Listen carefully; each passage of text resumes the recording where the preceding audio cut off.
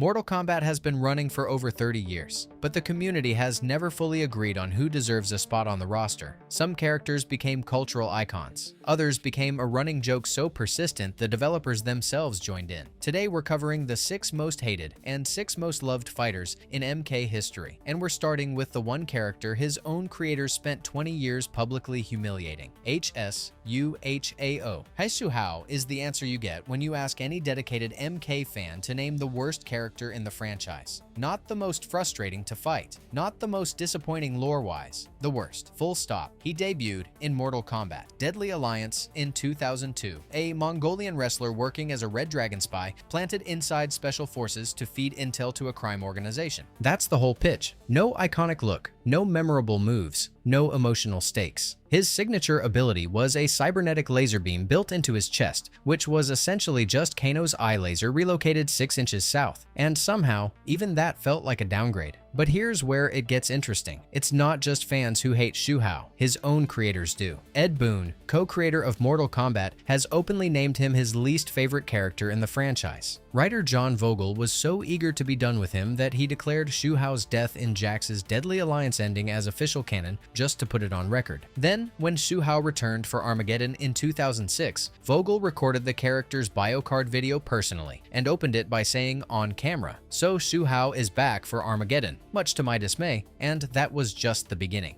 Hidden inside MK. Deception's Chaos Realm is a backwards audio message that, when reversed, asks whether Shu Hao will return from the dead. The answer the developers embedded into their own game, probably not. Then came the NRS era, and it became a full execution campaign. In the MKX comics, Scorpion, Ed Boon's personal favorite character, kills Shu Hao. In MK11, Aaron Black's default intro has him casually tossing a burlap sack onto the ground. Inside that sack, Shu Hao's severed head. He was also the very first character officially confirmed to not appear in MKX. Not quietly omitted, officially announced as absent, no character in fighting game history has been trolled this consistently by the people who created him, and honestly, he earned every second of it. But at least Shu Hao never killed anyone you actually cared about. That's where our next entry comes in. D'Vorah. D'Vorah is a different kind of hated. Shu Hao is hated because he's bad. D'Vorah is hated because she's effective. And in Mortal Kombat, nothing makes the community angrier than a character who keeps winning when she has no business being on the screen. She debuted in MKX in 2015, an insectoid warrior from a hive mind species called the chitin, with a genuinely creative design and a moveset built around bugs, larvae, and stingers. On paper, interesting. In practice, a wrecking ball aimed directly at every character fans actually cared about. In MKX, she ripped Baraka's heart and brain out with her bare hands. Then she executed Mileena, one of the most beloved characters in franchise history, by forcing flesh-eating insects down her throat until her face dissolved to bone in real time. The community was not okay with this. Then MK11 happened. D'Vorah poisoned Hanzo Hasashi, the redeemed Scorpion, the man who had spent 2 games earning his peace, rebuilding his clan, and becoming one of MK's most complete character arcs. Dead from bug venom. The forums were not kind. A Mortal Kombat online thread was simply titled "Falky D'Vorah" and her entire race. YouTubers started using her as a default fatality dummy in their videos, partly because her blue blood helped bypass age restrictions, but mostly because killing her felt therapeutic. It became a community ritual. The Scrappy Wiki compared her killing Mileena to Brock Lesnar ending The Undertaker's WrestleMania streak. That is exactly how the fanbase experienced it. Here's the thing though, D'Vorah is actually well designed. Her moveset is unique, her aesthetic is creative, and as a villain, she functions exactly as intended. Fans don't hate her because she's a bad character. They hate her because she works. She kept being placed at the center of major story moments, and her one-note motivation, survival of the chitin, couldn't carry that kind of narrative weight. NetherRealm quietly confirmed her irrelevance in MK1's new timeline. Liu Kang rebuilt the world from scratch and chose not to bring her species back. The community treated that as a victory lap. But if you think killing fan favorites is bad, wait until we get to the character who managed to ruin competitive Mortal Kombat with a single button input, Shiva. Shiva is not universally hated. She has fans dating back to MK3 in 1995. 4 arms, Shokan royalty, legitimately cool design. That history matters because what happened to her in MK11 was not about who she is. It was about one move, the Dragon Drop. Down, up, that's the entire input. An aerial stomp that launches Shiva off the screen and brings her crashing down onto the opponent.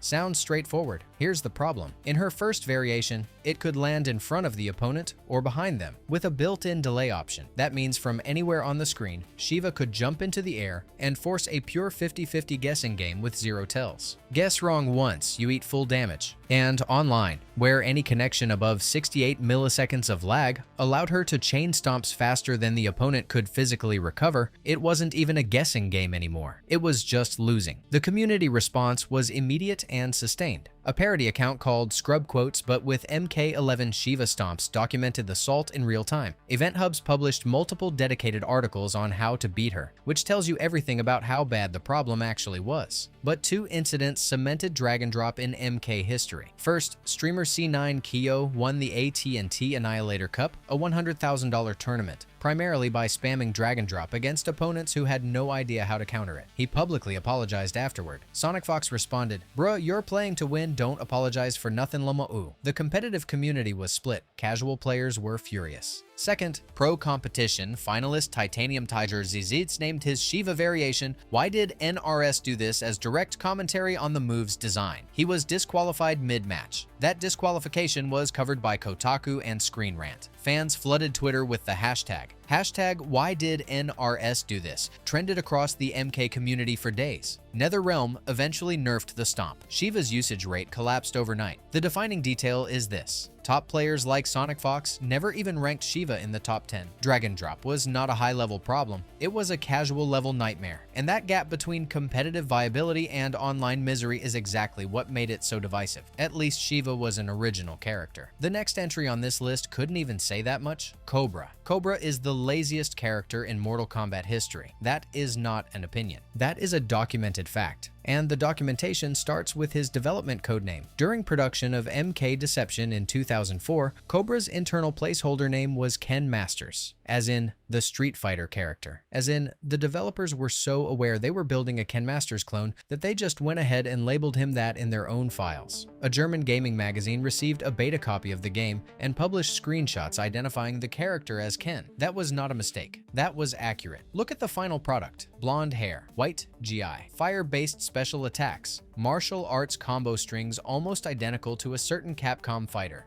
The only meaningful difference between Cobra and Ken Masters is that Cobra exists in a universe with Shao Kahn, and Cobra is significantly less interesting. His entire backstory is that he's a street thug from New York who discovered he liked hurting people. That's it. No supernatural connection, no mythological depth, no reason to care. The community knew immediately. MK Online forums were brutal. Of all the recent new characters, he is easily the worst. Test Your Might users piled on. Design? Crap Ken Masters. Moveset? Crap. Background story? Crap. Screw Attack placed him at number 5 on their worst MK characters list and called him a direct knockoff that couldn't even pull off the imitation convincingly. Here's where it gets genuinely absurd. Cobra was actually one of the most broken fighters in Deception's roster. Overpowered, safe on everything, tons of options against inexperienced players. So he was hated for looking like plagiarism and hated for being annoying to fight. 2 completely separate reasons to despise the same character, which is almost impressive in its own way. Aaron Black's lore in MKX implies he killed Cobra off-screen at some point before the game's events. The community's reaction was universal approval. Nobody asked for details. Nobody wanted a cutscene. The confirmation alone was enough. Cobra appeared in Deception and Armageddon, then was never seen again in a main roster. His legacy is being the most blatant evidence that the 3D era was padding rosters with whatever cleared the concept stage. He is the avatar of creative bankruptcy, but at least Cobra was trying to be a fighter. The next character on this list was trying to be a joke. The problem is nobody laughed. M-O-K-A-P. Mocap is a motion capture actor wearing a suit covered in tracking balls. That is the character. That is the whole character. A regular man with a regular job who somehow ended up in a tournament populated by gods, demons, sorcerers, and interdimensional warlords. He debuted in Deadly Alliance in 2002 as a tribute to Carlos Pesina, the real-life actor who did motion capture work for Raiden across multiple MK titles. The idea was an inside joke, a wink to the people behind the scenes. And as a concept, you can almost see the appeal. Almost. The problem is that an inside joke is not a fighter. Mocap had zero visual identity beyond rubber balls on a spandex suit. No weapon, no mythology, no reason to exist in the Mortal Kombat universe beyond the fact that someone at Midway thought it would be funny. He was given fireballs and telekinesis to fill out his moveset, which made even less sense when you considered that he is, canonically, just an actor, not a sorcerer, not a warrior, not someone who has ever encountered the supernatural. Just a guy who records other people's movements for a living and somehow throws fireballs. WatchMojo summarized it with unusual precision. As a joke, Mocap is not particularly funny, and as a legitimate fighter, Mocap is shallow and underdeveloped. Combine those two things and the result is a character with no reason to exist. A TRMK forum post put it more bluntly, he's a poor excuse of a character. His storyline is lackluster, and he has no place in a Mortal Kombat tournament. And that gets to the real issue. Mortal Kombat has always been a world of extreme commitment. Every character in that roster, even the bad ones, exists within a mythology that takes itself seriously. Shao Kahn is conquering entire realms. Quan Chi is trafficking souls. Shinnok is trying to destroy existence itself. Into this world, someone inserted a man in a dotted jumpsuit because they thought it would get a laugh at the office. Mocap returned for Armageddon in 2006, which remains one of the more puzzling decisions in franchise history. Then he disappeared entirely and nobody noticed. No fan campaigns, no hashtags, no demand for his return. He is the precise opposite of Melina in every possible way. He and Shu Hao became the definitive shorthand for everything the 3D era got wrong. Mention either name in a MK form,